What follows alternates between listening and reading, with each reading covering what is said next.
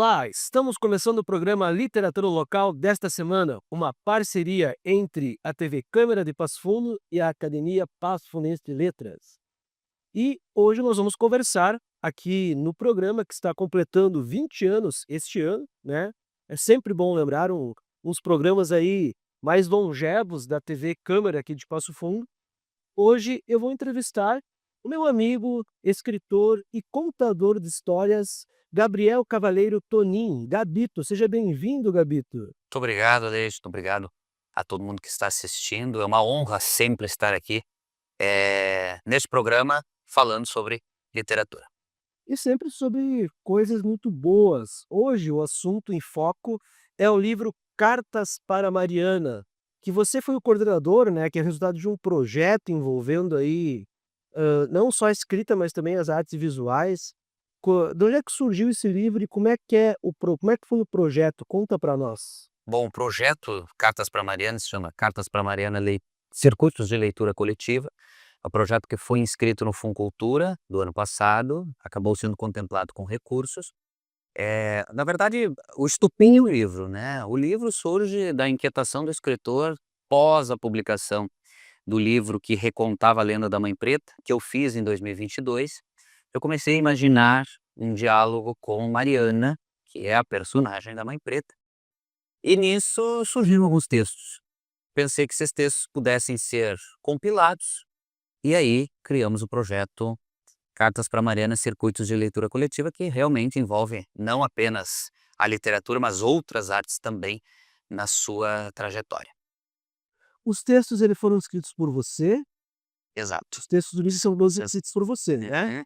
Mas, esse projeto ele se origina então num outro livro que você lançou, que você apresentou inclusive aqui no programa também, né, que foi aquele sobre a lenda da Mãe Preta, isso? Que é um Exatamente. livro juvenil, infanto-juvenil? Isso, o reconto da lenda foi voltado para crianças e adolescentes no geral, e aí você escritor também sabe como é que é a inquietação do escritor de imaginar cenários, diálogos e tal. Eu comecei a escrever esses outros textos pensando nessa conversa, como se eu estivesse conversando com Mariana.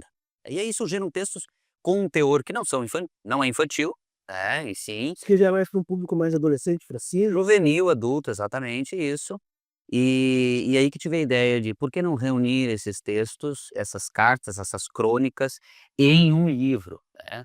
E aí tivemos a felicidade de inscrevê-lo no Prêmio Funcultura de 2024, teve a contemplação com os recursos, e o desdobramento do projeto, ele é com os circuitos de leitura coletiva. Então eu convidei 3 artistas de Passo Fundo, de diferentes linguagens, para que pudessem fazer intervenções em 3 instituições, para fazer uma leitura coletiva da obra, não apenas no sentido de ler como nós lemos, pegar o livro, abrir o livro e ler, mas também sob o olhar da arte deles, né, que no caso são as artes cênicas, nós temos um ator, a fotografia junto com a poesia e as artes visuais.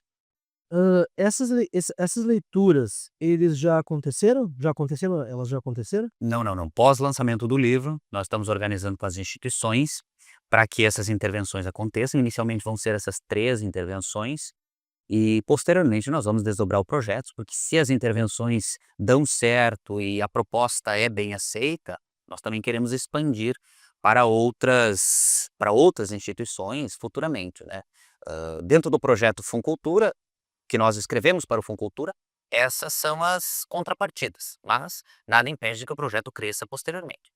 Na verdade ele já cresceu, né, porque ele começou com um livro, um livro, tá se desdobrando num segundo livro, né, Exato. e tem mais essas intervenções que ainda irão acontecer. Agora o projeto ele também envolveu, pelo que me consta, alunos das escolas aqui de Passo Fundo, né, pra escolha da capa, isso? Como é que foi essa etapa? Exatamente, nós pensamos, Aleixo, que, a ideia de gerar um livro, e principalmente como o projeto contém recursos do Funcultura, nós acreditamos que a cultura é agregar, quanto mais gente, quanto mais oportunidades, melhor. Então, eh, poderia eu ter pedido para minha ilustradora fazer a capa, já tem trabalhos anteriores, mas eu pensei que há talentos na nossa cidade, nas escolas, que são muito bons na ilustração, nas artes visuais no geral. Então lançamos um concurso em parceria com a Casa Drum, enfim, lançamos esse concurso e para escolher uma ilustração que correspondesse àquilo que nós acreditávamos ser o melhor para a capa. Recebemos várias inscrições, vários alunos de várias escolas, todas públicas, né? Não estava restrito às escolas públicas, mas as inscrições que recebemos foram de escolas públicas e tivemos a honra de ter o trabalho da Isadora, estudante da MS Adolfo Camargo, que fez essa ilustração que se destacou das demais e inclusive hoje é o primeiro trabalho que ela está realizando com pagamento de cachê e tudo, para incentivar ela também a seguir. E os outros meninos que apresentaram os trabalhos, nós demos a oportunidade de fazer também uma exposição com os seus trabalhos. Então, a ideia era, nós vamos ter um vencedor, que a capa é uma só, mas todos os outros vão poder ser vistos pela sociedade de Passo Fundo e daqui a pouco se estimularem, né, a continuarem no caminho das artes. Foi a Isadora Alves Maia, né, que venceu isso? Exatamente. Da EMF Adolfo Camargo. Que legal, parabéns aí então, né, pra Isadora, o desenho dela que ilustra a capa do livro. E ficou muito bonito, inclusive o livro está numa apresentação achei muito legal, né, essa tonalidade dele passa uma tonalidade meio outonal, eu diria até, uma coisa, né, que combina com a história da Mariana, uma história meio triste, né. Exato. Agora, enquanto escritor, por que essa fixação, digamos assim, com a Mariana? Por que essa história te atrai tanto?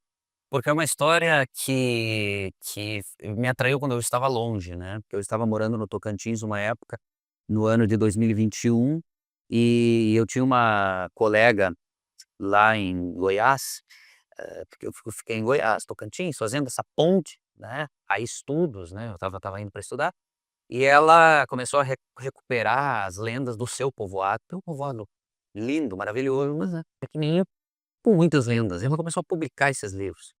E aí eu lembrei da lenda da Mãe Preta, e a lenda da Mãe Preta era uma conexão que eu tinha com a minha terra, então, assim, a saudade, a gente quando começa a falar da sua própria terra, vai aplacando aquela nostalgia que temos, e pensei: "Por que não escrever um projeto para recontar essa lenda?", porque eu lembro de ter sido mencionada na escola quando eu era pequeno e nunca mais, entendeu. Inclusive muita gente passa pela Praça da Mãe Preta sem saber daquilo ali, passa como se aquilo não existisse. E e aí posteriormente, quando veio a publicação do livro, eu comecei a escutar muitas pessoas, que me contavam sobre a sua relação com o próprio chafariz da Mãe Preta, a região, essas lembranças, essas memórias afetivas que pessoas, às vezes até mais maduras, tinham com a cidade. E eu pensei que isso era um material maravilhoso.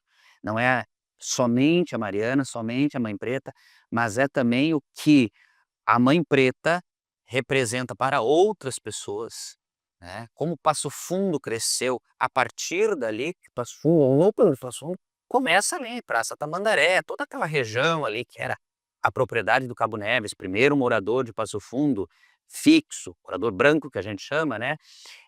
Então Passo Fundo começa ali, as pessoas têm a sua relação ali. E isso me me me me deu essa inquietação de querer escrever, de também recuperar essa memória dessas pessoas para que não se apagasse, porque existem pessoas aqui na cidade que viram coisas que nós não vimos, e essas histórias estão guardadas com elas, e elas estão indo, né. Então há pessoas aí, a gente vai indo. E as gerações mais novas não conhecem essas narrativas. Então, é daí que vem esse desejo de estar sempre escrevendo, conversando com Mariana, que mesmo sendo uma personagem de lenda, para mim é como se ela fosse, assim, a primeira entidade, pessoa de Passo Fundo, a quem eu volto para buscar as histórias que são minhas, tuas e de todo mundo que está aqui. Dizem que a saudade é uma palavra tipicamente brasileira, né, do nosso vocabulário, que ela acaba ampliando aquilo que nós não reconhecemos quando estamos próximo do que amamos. Quando a gente vai para um lugar distante, a saudade acaba nos mostrando outras coisas, né, outros nuances, digamos assim. Uhum. Em relação à escrita do texto, né, porque você imaginou que está escrevendo para ela, não para a própria Mariana. Como é que você imagina que ela responderia? Aí é que tá, eu não imagino a resposta, na verdade, né. Até tem em algum dos textos ali, Eu escrevo como se eu estivesse escrevendo um diário, entendeu?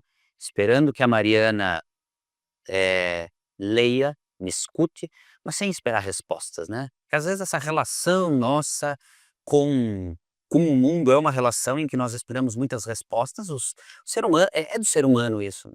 Por exemplo, quem tem a crença em alguma divindade está sempre esperando respostas e sempre fazendo perguntas: "Onde estou? Para onde vou?", aquelas coisas todas. Mas eu não espero respostas, eu espero simplesmente dar o meu testemunho, fazer as minhas confissões, imaginar, que imaginar é ótimo, né, na verdade se Mariana existisse, talvez aquilo que eu imagino ruísse como um castelo de areia, porque eu imagino uma coisa e daqui a pouco então ela sendo uma personagem lendária, eu consigo conversar imaginando que ela poderia ser 1000 coisas diferentes, sem esperar que ela seja nada. Ela é aquilo que é, ou aquilo que eu concebo que ela é, e tá ótimo assim. Você acha que ela existiu de verdade? Há registros históricos de que ela tinha existido? Chegou a fazer essa pesquisa? Não cheguei a fazer pesquisa, mas não acredito essa personagem em si, porque a história da lenda, né, traz um pouco também da defesa dos povos africanos, né, na construção de Passo Fundo, então a lenda já tem uma variante indígena, que é anterior à lenda, então ela foi criada em cima dessa lenda indígena, e assim, não há registros de que exista realmente uma Mariana, mas existem outras Marianas por aí, que têm a mesma história, né.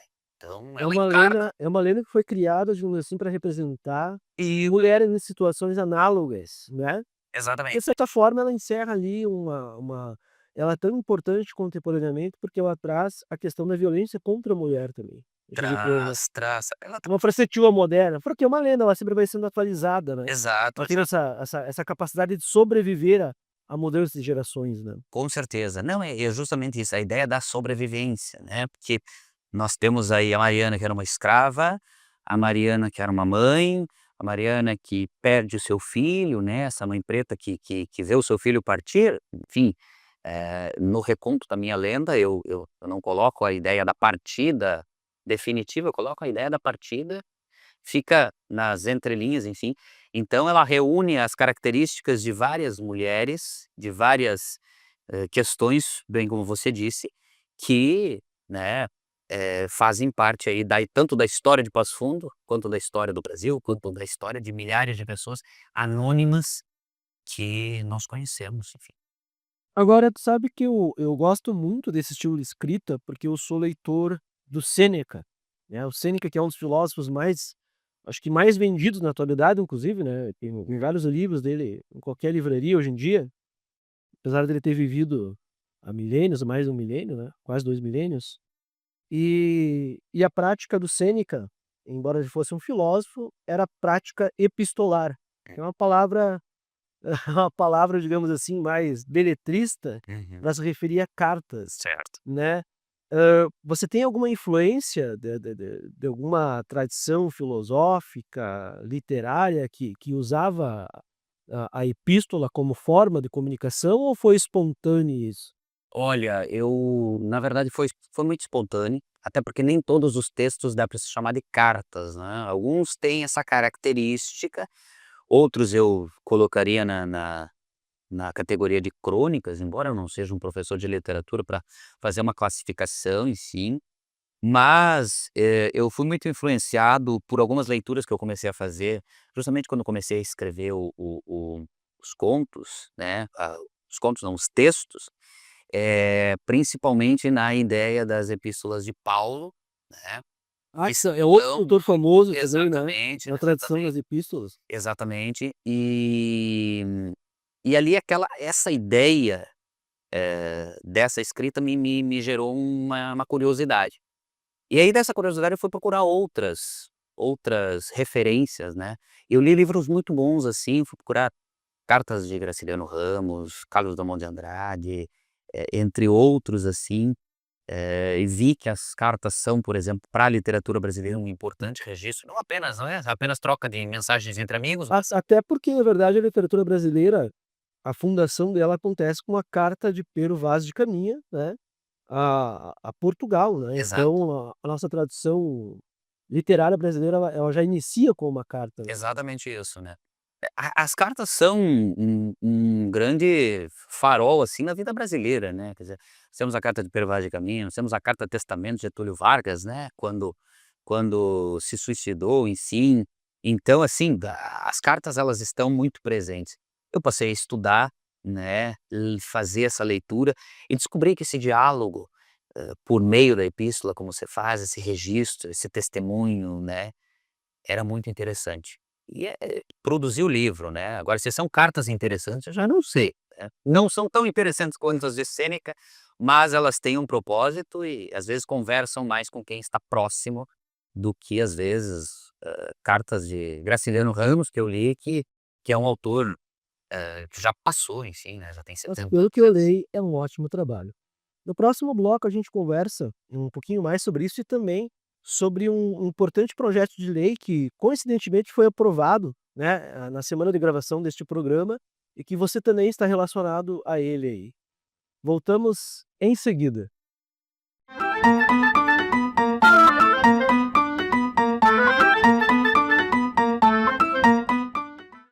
A Câmara de Vereadores de Passo Fundo está sempre ao lado da comunidade e, para manter esse compromisso, foi pioneira em implantar o sistema online para as reuniões e plenárias dos vereadores. Projetos importantes já foram votados, como a contratação de mais profissionais para a área de saúde e a aprovação da liberação de R$ 3.500.000 do orçamento do município para fazer frente ao coronavírus. Foi criado também um fórum permanente para debater sobre a Covid-19. Câmara de Vereadores, a casa dos grandes debates.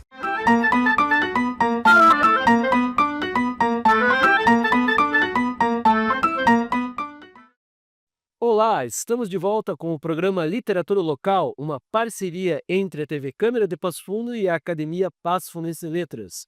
Programa que este ano está completando 20 anos em prol da literatura e da cultura aqui de Passo Fundo e região.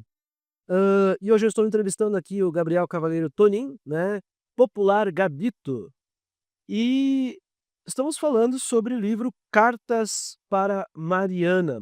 Você mencionou ali essa questão epistolar, e eu sei que você também é um contador de histórias, né. Quando você escreveu essas epístolas, você separou uma coisa da outra ou você como é que é quando você é escritor? Quando você é escritor, você escreve imaginando que você vai contar essa história, né, ou você imaginou que poderia você faz uma separação entre o escritor e o contador de histórias? Algumas vezes, não há separação, algumas vezes sim. Por exemplo, tem vezes que eu escrevo a história imaginando como vou contá-la e tem vezes que eu conto primeiro falando e aí depois, né, eu a escrevo, né. Então porque nem toda a história pode ser quer dizer, toda a história pode ser contada, toda a história escrita digo, pode ser narrada oralmente, mas é preciso também trabalhar, porque o trabalho é diferente, o trabalho para escrever, de escolher a melhor palavra, o termo, cortar, a gente sabe como é diferente de quando nós contamos. Cartas para Mariana em específico, era mais mesmo com a voz de dentro, não com a voz Uma voz mais reflexiva, exatamente, interior, mais isso, sobre vários temas, enfim, então, não tem nenhuma história, por exemplo, dentro do livro Cartas para Mariana, nenhum texto, que seja assim, que do nada surja uma contação de história sobre ela. Ela teria que ser trabalhada de uma outra maneira. Ele teria eu que acho que ser seria mais uma forma de monólogo, pelo que eu li alguns trechos ali, né, um monólogo não, se fosse um teatro, né, uma exato, exatamente. interpretação teatral. Isso, exato. Hã, Inclusive só para complementar, inclusive é uma das propostas das oficinas, não, das intervenções que nós vamos fazer nessas instituições, né, como nós convidei um ator, ele trouxe também a proposta de um monólogo sobre um dos textos, que ele vai apresentar. Que a ideia também é essa, né, trazer o leitor, fazer com que o leitor se interesse pelo livro a partir de uma outra visão, né, não simplesmente o escritor lá falando: "Olha que bonito o livro que eu escrevi, ele fala isso". Esses profissionais vão ajudar justamente nessa leitura a partir de outras visões, inclusive no monólogo das artes cênicas. proporcionar uma experiência imersiva para o público que estiver ali, né, Exato. assistindo. Tem uma outra questão que eu acho que é muito importante, aliás, antes dessa, uma curiosidade ainda. Eu não lembro exatamente quantas participações você já teve aqui no programa, mas eu lembro que eu acho que uma das primeiras que eu te entrevistei foi quando você lançou um primeiro livro, eu não lembro qual que foi, né. Que você já tem vários livros lançados, né, quantos? É o sexto esse. Sexto Sexto livro. livro. Mas você começou como leitor, de leitor você passou para contador de histórias, né, inclusive você tem registro de contador de histórias profissional, né, você participou de certames até fora daqui do país. Sim. Relembra um pouco para nós essas experiências. Eu quando decidi, assim, que gostaria de contar histórias e tudo mais, tive a ideia de fazer um livro infantil. Quando você percebeu que era diferente. É, tive a ideia de fazer um e-book, Sim, né, bom, mas isso aí já faz eu tenho quase 30 anos, há quase 30 anos que eu já sei disso, né, quase 30 anos. só nunca confessei muito abertamente, né, enfim. Então, eu lancei um livro infantil, uma proposta simplesinha, enfim, uma história que estava guardada em mim, e para fazer a promoção do livro comecei a fazer contação de histórias. Eu me interessei muito, porque era um momento que eu estava fazendo uma oficina de teatro, e aí tinha uma parceira minha, uma colega de teatro que: "Vamos fazer teatro juntos", mas eu não me sentia ator, tanto que eu não digo eu sou ator, não, eu não sou ator, embora eu já tenha, me experimentado na área, eu não sou palhaço, embora eu já tenha experimentado na área, eu sou o contador de histórias. Eu descobri que a minha função é narrar, né, e para isso existem narradores que usam de figurino, cenário, artifícios, existem narradores que não usam, como normalmente eu faço, porque eu descobri que a palavra narrada oralmente, ela tem a mesma potência do que uma interpretação teatral, onde, por exemplo, um ator representa um personagem e eu contando a história sou todos os personagens ao mesmo tempo. E comecei aí fazer esse trabalho de contação de histórias, né, esse neologismo que nós criamos, contação de histórias, se quiserem chamar de narração oral de histórias também serve, enfim. E tive a oportunidade de estar em vários lugares. Os livros, o que que acontece com os livros? Eu também, como eu digo, né, sou professor, sou contador de histórias, muito mais do que sou escritor, por exemplo. Porque eu não tenho disciplina de escrever assim sempre, né. Você escreveu 6 livros, é escritor.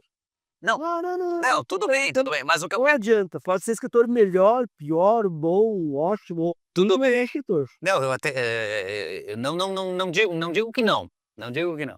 Mas o que eu quero dizer é que eu tenho muito mais ímpeto e muito mais vontade de fazer, de narrar oralmente do que de escrever.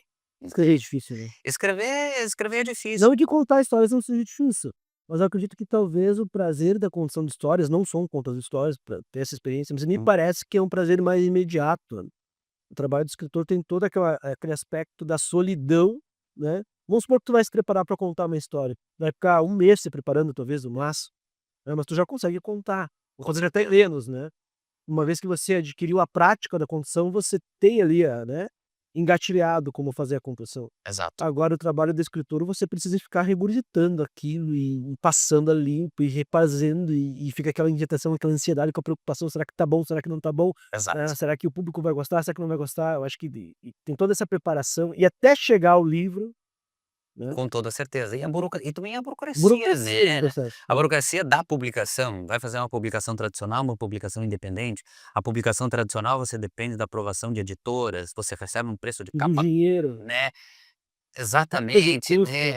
Tudo é uma variável, assim, então até chegar o livro, né, quem olha e diz assim: "Ah, eu quero publicar um livro".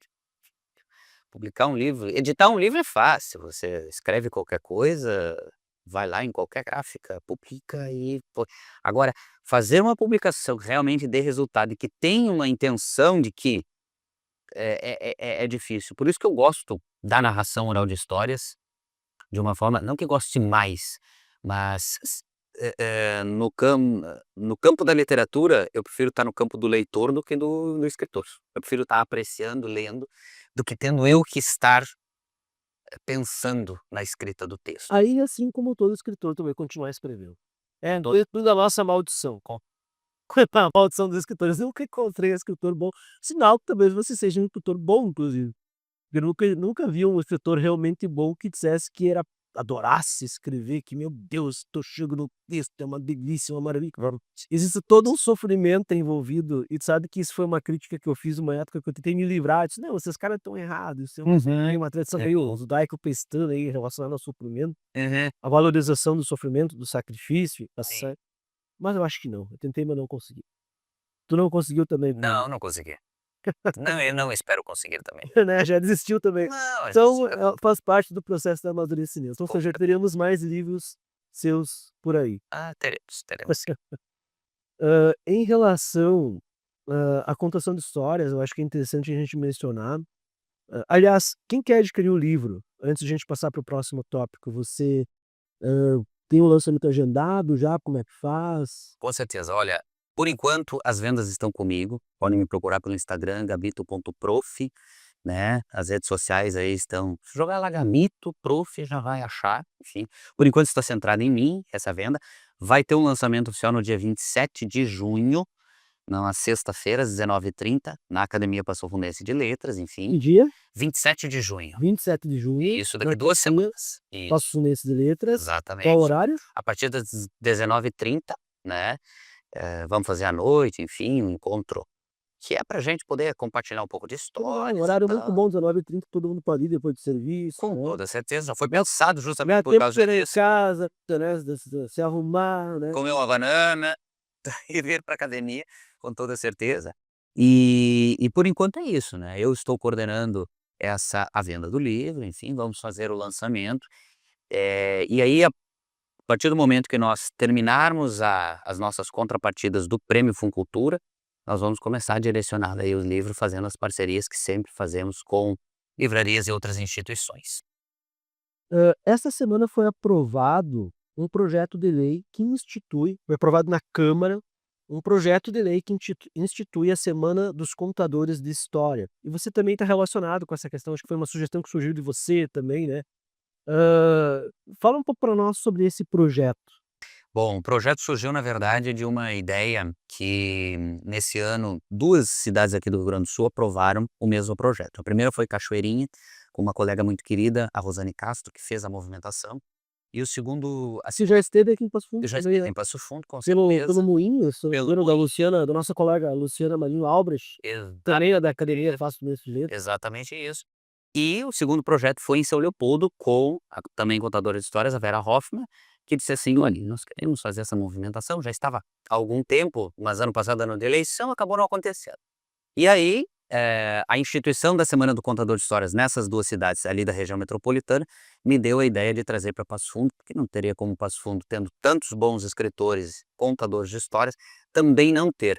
Levei essa ideia à nossa querida Vanessa, que é a diretora da do programa de livro e leitura, enfim, da Secretaria de Vanessa Educação. Hickman, que é ligada à Secretaria de Educação, que é também Exatamente. coordenadora da Biblioteca Pública Municipal, Isso, uma das autoras do projeto do Vale Livro para os alunos, né. isso, exatamente, passaporte da leitura, o Vale Livro, tudo que está envolvido, e a Vanessa então fez esse contato, né, com o gabinete do vereador Douglas, e que também é professor de literatura. Douglas Pereto, que é vereador, professor da área de letras e que também é um dos fundadores do Bando de Letras da UPF, Exata então fundadores do grande Bando de Letras da UPF, que marcou a história da literatura aqui em Passo Fundo. Exatamente, nós juntamos todo mundo que era das letras e dissemos assim: "Ó pessoal, nós que somos das letras, quem está na biblioteca, quem está fazendo produção cultural independente como nós, como eu, Luciana, você, quem está já agora com um mandato de vereador, juntamos todos esses, a proposta foi feita, foi muito rápido até, eu achei que ia demorar mais, né, e essa semana,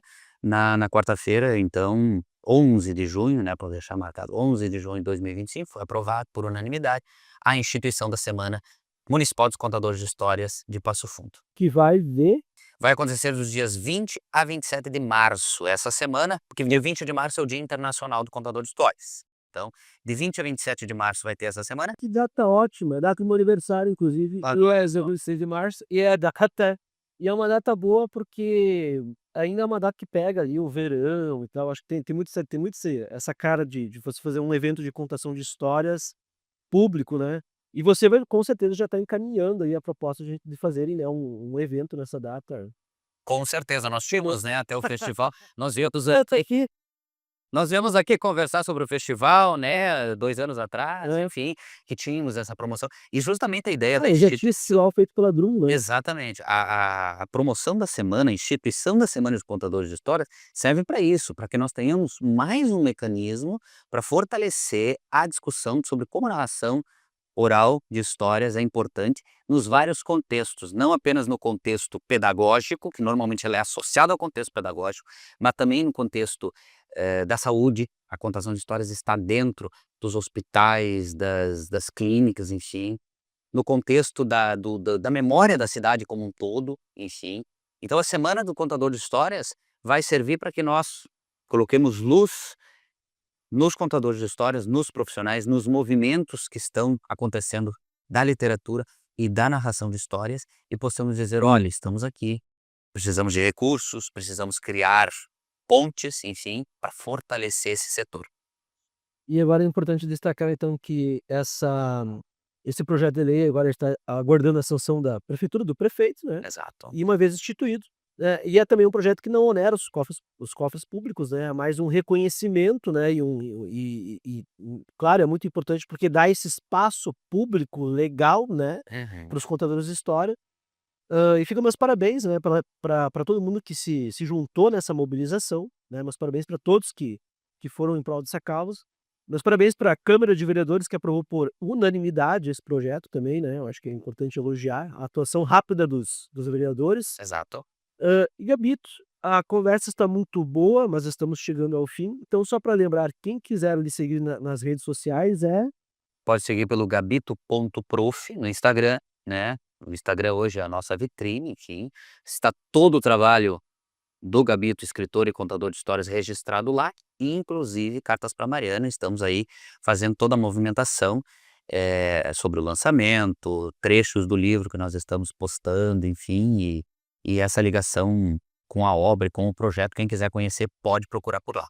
dia 27, desculpa, dia 27 de junho, 19h30, na Academia Passo Fluminense de Letras será o lançamento. Dia 27 de junho, às 19h30, na Academia Passo Fluminense de Letras. Exatamente. Fica então o convite é aberto para todas as pessoas, um evento aberto ao público. Um evento aberto ao público, esperamos todo mundo que queira conhecer Cartas para Mariana, enfim, que queira saber um pouco mais desse projeto, que agregou muitas pessoas e está entregando muito aí para a cultura de Passo Fundo em todas as áreas, porque conseguimos juntar gente boa e competente, não só apenas para a produção do livro, mas também para reproduzir a leitura aí cidade afora.